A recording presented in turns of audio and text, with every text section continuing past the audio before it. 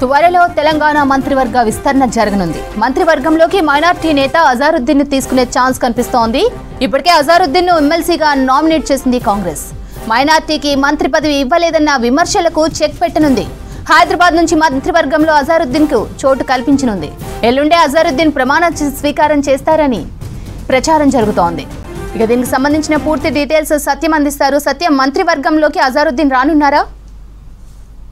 స్రవంతి, ఎల్లుండి మరోసారి తెలంగాణ మంత్రివర్గ విస్తరణ దాదాపు ఖరారైంది. ఎల్లుండి మధ్యాహ్నం మంత్రివర్గ విస్తరణ జరగనుంది.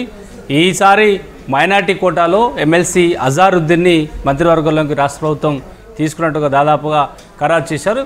అయితే కాంగ్రెస్ పార్టీ అంటే ఈసారి అధికారంలోకి వచ్చిన తర్వాత మైనార్టీ ఎమ్మెల్యే రాష్ట్ర వ్యాప్తంగా కూడా ఎక్కడ గెలవలేదు కాబట్టి ఈసారి మైనార్టీ ఎమ్మెల్సీగా అజారుద్దీన్ని ఆ పార్టీ వర్కింగ్ ప్రెసిడెంట్గా ఉన్న అజారుద్దీన్ని ఎమ్మెల్సీగా ఆ పార్టీ ఎమ్మెల్సీ కేటాయించింది. ఇక ఆయనను మంత్రివర్గంలో తీసుకోవాలని నిర్ణయం తీసుకుంది. అయితే ఇప్పటికే ప్రతిపక్షాలన్నీ కూడా మైనార్టీకి ఈ రాష్ట్ర ప్రభుత్వంలో స్థానం లేదు, వారికి చిన్న చూపు చూస్తున్నారన్న అంశాన్ని కూడా పదే పదే విమర్శలు చేస్తున్న నేపథ్యంలో రాష్ట్ర ప్రభుత్వం విపక్షాల ఆరోపణలు చెక్పెట్టే వ్యూహంలో భాగంగానే అజారుద్దీన్ని మంత్రివర్గంలోకి తీసుకుంటుంది.